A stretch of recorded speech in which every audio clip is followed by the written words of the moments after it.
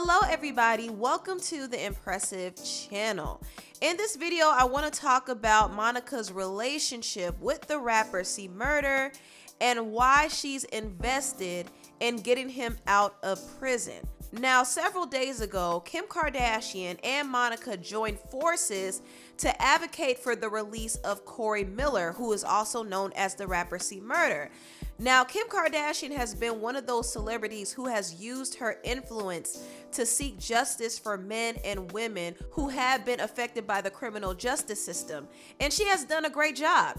She was able to use her influence to persuade Donald Trump to give clemency to Alice Johnson, who was sentenced to life without parole over drug dealing. Now Kim Kardashian is using her resources and her team to help free Corey Miller. And this is a pretty big deal because a part of Corey's case has some race-related elements. And Master P, who is his brother, has spent a lot of money trying to fight for the release of Corey, but he hasn't had any success. Kim might be successful in this case because, for one, she is highly influential, and also she is a white woman who has a certain privilege, and she's using her privilege for good. She also has a relationship with the White House. She could definitely make a plea to the president on Corey's behalf. Also, Monica is a major factor in bringing new attention to this case. Monica happens to be the ex-girlfriend of C-Murda, and she is also close to him and his daughters. So she does have a personal investment in this case. Now, some people are speculating that she might be fighting for him to get out of prison because she wants that old thing back. She wants to be with Corey Miller because he was her first love. And the timing of this is interesting because Monica did divorce her ex-husband Shannon Brown late last year. And some months after that, she made a call to Lala and Kim Kardashian to get Corey released. So there might be a motive there, but I also believe that Monica truly cares about Corey and she wants him to receive justice for the sake of his family. Now, I'm going to give you all the full breakdown of Corey Miller's case and his relationship with Monica for those who don't know the backstory. Corey Miller, aka C-Murda, was affiliated with the multi-million-dollar independent rap label No Limit Records, which was founded by his brother Master P. When Master P started his label, he brought his brothers Silk the Shaka and C-Murda into the rap game to take them off the streets because there was a lot of crime and violence on the streets of New Orleans, and their brother Kevin Miller lost his life to street violence. So Master P wanted his brothers and all of his artists to stay away from the streets and focus on the music. Corey, however, was still hanging out in the streets and rolling with his old crew. And he had money and access to a new way of life, but he still had that strong connection to the hood. He was the perfect example of you could take a person out the hood, but you can't take the hood out the person.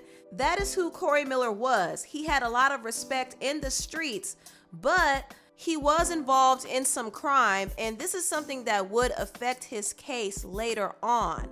In the year of 1997, Monica came into the picture and she befriended Corey. According to an old Vibe magazine article, Foxy Brown introduced Monica to Corey Miller when she was only 16 years old. Corey was 10 years her senior. So this is obviously not a glowing picture of their romance, considering the problematic age difference. Monica may have appeared to be grown, but she was underage when she was dating Corey. So this bit of information is very off-putting. But Monica considered Corey to be her first true love, and he represented something that was different from her Hollywood life. Now, in the 90s, Monica was one of the teenage R&B princesses of the era. In the public, she carried herself with dignity and maturity. She was exposed to all the glitz and glam of Hollywood. However, Monica had a hood side, and she was still a down-home girl from the South. And Monica was at the epitome of kind of just finding her real self. You know, she went through a lot of stuff, and she was kind of the epitome of finding her real self. And her real self, if you didn't have gold teeth, she didn't like you. So she was really, you know, hood in Atlanta, and she just wasn't with it. Monica didn't roll around with Hollywood people, so her connection to Corey wasn't all that shocking, but she still had an image to keep. She couldn't show her tattoos or walk down the red carpet with just anybody and carry herself any type of way. She still had an image that she had to keep up with. And this was partly why her relationship with Corey was not widely publicized. But their relationship wasn't a secret either. Now, before Monica started dating Corey, she was also dating another guy who was 6 years her senior named Jarvis Weems, who was also referred to as Knot in the streets. When Monica and Knot's relationship hit a snag, Monica started seeing Corey. This is what the October 2002 Vibe magazine article said. Monica and Jarvis separated for reasons she doesn't want to share, but while they were apart, Inga Marchand, aka Foxy Brown, introduced Monica to C-Murda, who she usually calls Corey. Inga called me and passed him the phone, she remembers.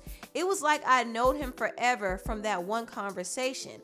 The romance quickly took off. After she collapsed on stage in Washington, D.C. from a minor heart condition, Corey helped care for her while she spent a month in the hospital. He eventually proposed to her on a skylift at Six Flags over Georgia. But soon their careers began to pull them apart. Distance drove us batty, she says. The most I saw him was when I was in the hospital. Corey wound up marrying a woman in New Orleans. And contrary to rumors, Monica claims that her relationship with him ended. I would never commit adultery, she insists, eyes widening and voice rising for emphasis. When he was married, being together wasn't an option. Monica also told Vibe in another issue he got married because of his love for his children. I don't think he was ever in love, but I think it was the idea of being a good father. Corey married Dion, who is the mother of his kids, in 1999, but their relationship was complicated and also had some volatile moments. Dion ended up divorcing Corey in September 2001. Meanwhile, Monica went back to her previous boyfriend, Jarvis Weems, aka Knot. Monica's entanglement with Knot was also complicated, being that he was heavily in the streets. Monica's song Street Symphony detailed her longing for her boyfriend to stop running the streets and be happy and safe with her. That unfortunately wouldn't happen. In July 2000, Monica's relationship with Knot ended in tragedy when he allegedly shot himself in the head right in front of Monica.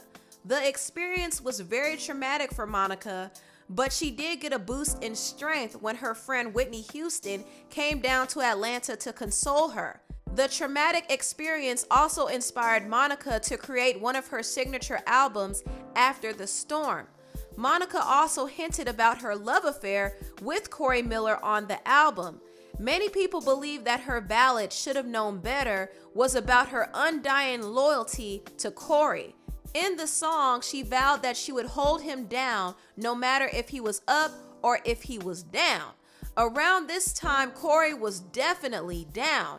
He was in prison over a murder charge that he was not guilty of, and Monica would make regular trips to visit him while he was in prison. She thought of him often.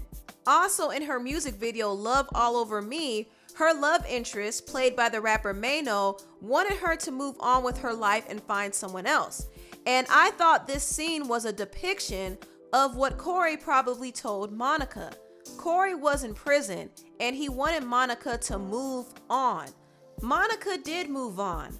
According to Vibe, she started dating the rapper Rocco shortly after her boyfriend Knot died, and she went on to have 2 sons with him. Monica also briefly dated the rapper Young Buck, and she later on got married and had a child with the former NBA player Shannon Brown. But Monica's love for Corey Miller never died. Before she finalized her divorce from Shannon, she did quietly take a trip down to Louisiana to visit Corey. And Monica's brother visited Corey as well, and more than likely Monica was there too. And she also honored Corey in his city and dedicated her song For You I Will to him. Y'all make some noise in this building one time for Corey Miller, aka C-Murda.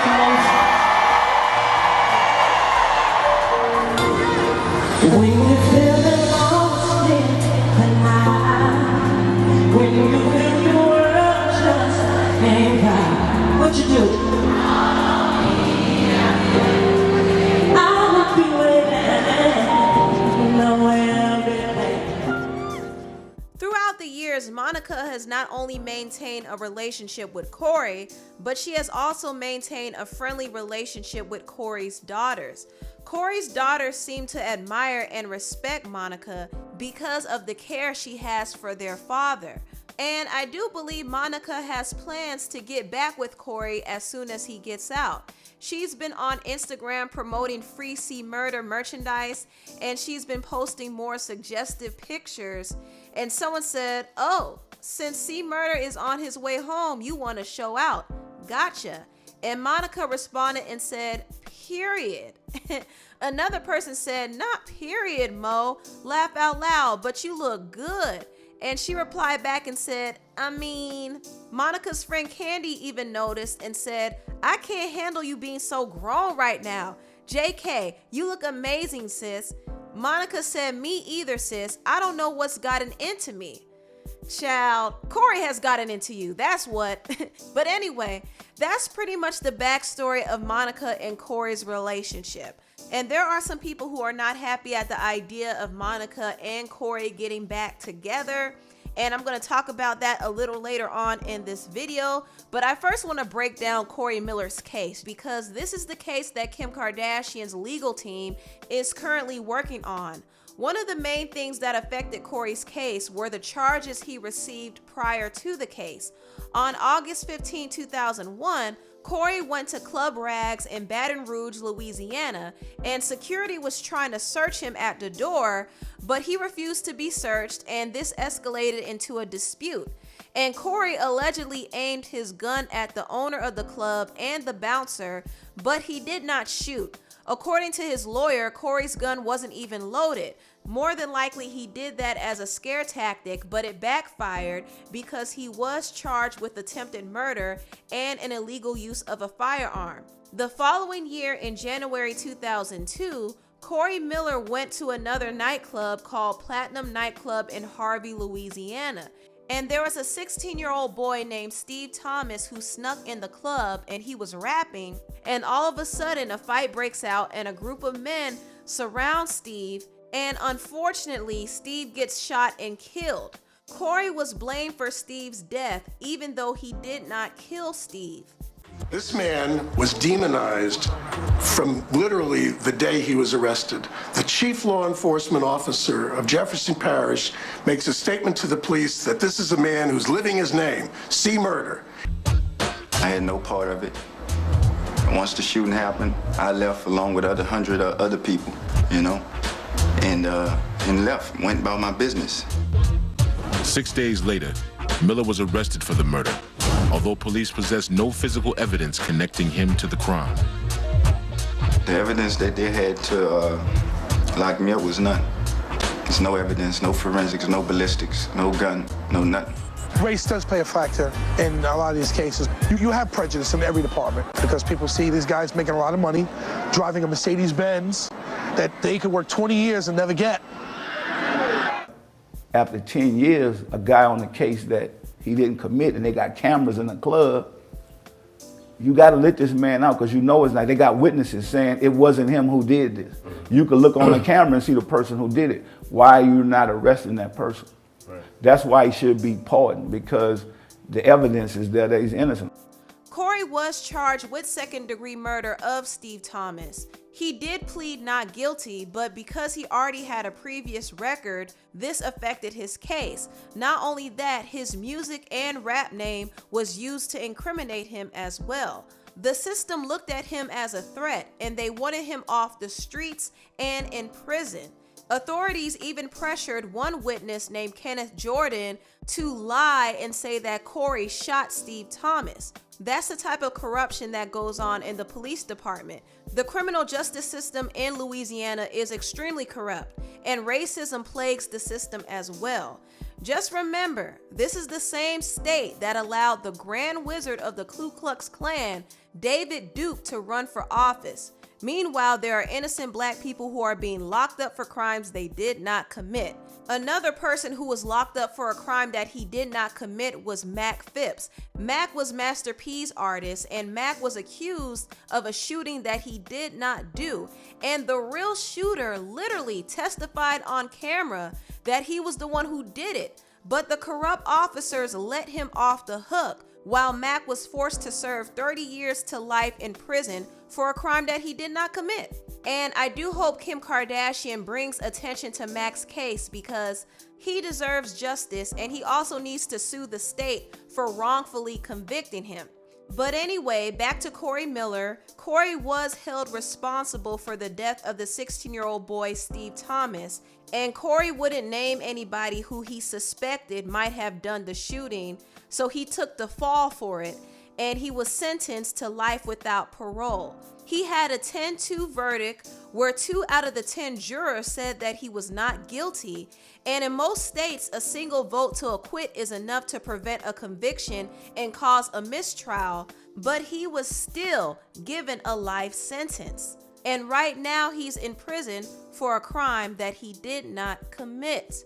And this is where Kim Kardashian steps in. Kim did post a series of tweets supporting Corey Miller, and she, along with her team, vowed to come together to help free him. Monica also posted this on Instagram: C-Murda and I are bonded by truth, honesty, and loyalty. There's never been a broken promise, and I vowed to seek help. After a tearful conversation with Lala, she and I spoke to Kim Kardashian, and I explained why I knew Corey was innocent. I shared that there are lots of issues in Corey's case that speak to his innocence, including witnesses recanting their testimony, DNA not matching, and a 10-2 jury. Corey deserves to come home to his girls and be the father they need, be the artist and leader he's always been, as well as spread hope to those who have also experienced this. I've locked arms with Kim Kardashian, Jessica Johnson, Edie Haney, and all those who believe in Corey and are ready to fight. Corey made a post responding to Monica and Kim, and he said this: Moses, when they took me, I told you, go live your life because you didn't deserve what the system was about to do to me. You still stood for me without me asking, created a team that could change the outcome of a very unfair fate. You've been forever true. One in a lifetime, Monica got him saying. 7 months ago, I called Monica and she conferenced in Kim Kardashian. I did not know Moses had been working to reach Kim. After our call, for the first time in 19 years, I slept. You can rest behind these walls, but never do you actually sleep. My case had been stagnant for years, so I published multiple books to help feed my kids and pay lawyers bare minimum. I am a man, so it was no one's responsibility to save me, and no one attempted to. But when you trust God, He will send His angels. This message is to any man or woman fighting the injustices in the system. Don't ever give up, and do as I am. Focus on the blessings, not the betrayals. Now, when Corey posted this and said that no one attempted to save him, Master P had an issue with that, because Master P has been trying for years to get Corey out, and he feels disrespected. He feels like he's not getting the credit that he and his family deserve, and he also feels like Corey is being ungrateful. So he went on Instagram and responded to that post, and he also called Monica out. This is hurtful. I know my brother said that he put some books out and made bare minimum, and that's the way he take care of his family, which, in those books is what I disagree with. He talked about my mom, my dad, the people that created him. He said that they didn't do nothing for him, which is a lie. And anybody that know me, I don't need to be pat on the back or nothing. Whatever I done for him. I done it out of love. My grandmother, she's not here right now. She's my angel. I know that, and she should be his angel. I've never heard him talk about her like that. But I know Kim Kardashian put out one tweet, and she is angel, which is crazy to me. But I appreciate it. Like I said, my brother is innocent, and I hope she can get him out. I want him to come home. I see where Monica is ride or die. He just started talking back to her 7 months ago. And I know maybe it's prison talk, I know he's incarcerated, and I get that. But still, you have to have a heart for the people that really helped you. Monica just got divorced last year. So I'm thinking like, that's your ride or die. That's cool if that's the way you feel. But let's be real. I have family members that think my brother coming home and they're not truthful. Maybe Silk scared to tell them the truth.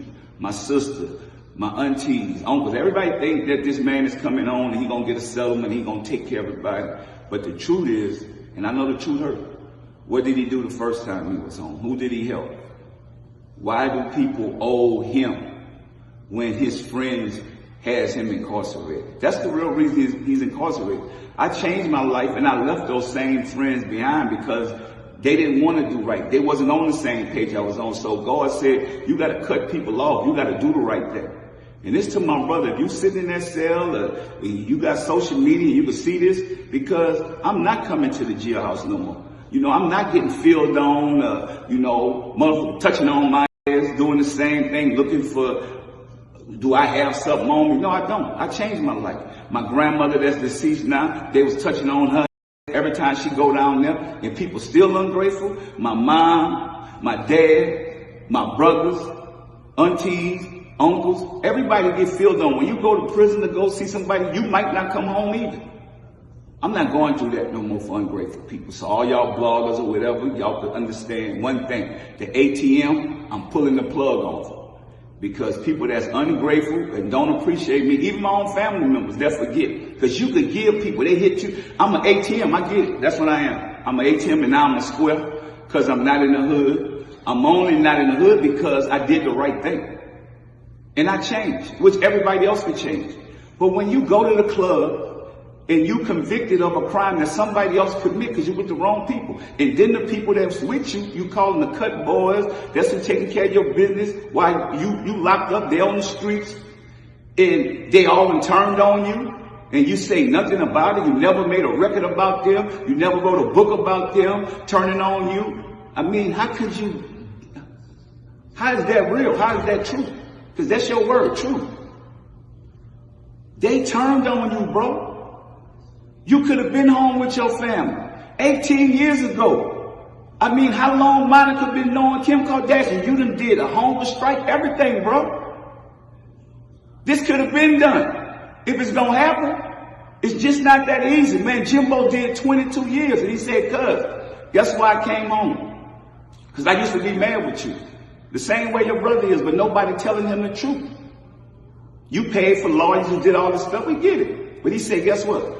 My cellie told me, you mad at people, what have you done for Pete? Have you ever made him a card for his birthday? Have you ever sent him a Christmas card or made him a belt? Anything. Nobody never done that. Because people always say, where do you get the man that has everything? What about just love? What about a simple thank you? I will say this. I understand Master P's frustration, and everything he said made a lot of sense. It's clear that there's some tension between Master P and Corey, and that tension probably stems from the fact that they both chose different paths in life. Master P wanted to change his life and become a business mogul, but Corey wanted to hang out in the streets, and he surrounded himself with bad people who literally let him take the fall for a crime that he did not commit. And Corey has to take some accountability for that. He can't blame anyone else for his choices. So I think Master P is right about that point. And also I think he has a right to feel some type of way. But at the same time, I think it's important for him to set aside his personal feelings and be glad that Kim and Monica are trying to help his brother get justice. Instead of questioning their motives, just let them help. There's no point in taking shots at Monica. Monica has always been riding for Corey, and she felt offended that Master P tried to imply that she only reached out to him because she got a divorce. She responded and said this, Master P, I have been respectful towards you, and you have refused to do the same. You cannot speak on me because you do not know me. I have only conversed with Silk. This matter is between you men, your brothers. Leave me out of this because my efforts have been the same. I just don't see the need to post it. Check the visiting list from the parish to Angola to Hunt's, or better yet, ask his children. You responded before you read. I connected him to Kim 7 months ago. He's never not been able to hit me, my mother, or brother and get what he needs. Focus on his freedom. So Monica had to let Master P know that she has been helping Corey throughout the years. She never made her efforts public while she was married to Shannon for obvious reasons, but she has always been writing for Corey and his family for years. She loves that man, plain and simple. But Master P is not really here for Monica stepping into the picture because he doesn't trust her motives. And he did make another post saying that he's not trying to get to know Monica, and he threw shade at her for being married twice even though she calls herself a ride or die. And just for the record, Monica was only married once. Okay, so that wasn't true, but still, he was saying that she's not really a ride or die because she was in relationships with other men. And he said all this type of stuff, but he did take down the post and said that he has no beef with Monica. Either way, the situation is messy, but I think Master P should just focus on his brother getting out of prison and not really worry about the agenda that he thinks Kim or Monica has, because at the end of the day, the only thing that matters is his brother getting out of prison. Now, I will say this about Monica. I believe that Monica's heart is in the right place. I do think she cares, but I think she might be getting a little ahead of herself because she doesn't know what's going to happen when C-Murda gets out of prison.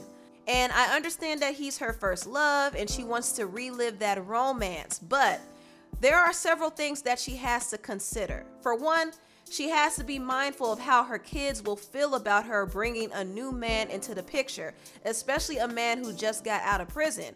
Also, she has to at least wait for Corey to get readjusted to life outside of prison and let him spend time with his family because he lost a lot of time with his daughters, so he needs that time. And also, she might want to be a little discerning and see who's out here trying to get dibs on Corey because there is another woman coming out and claiming that she was with Corey too.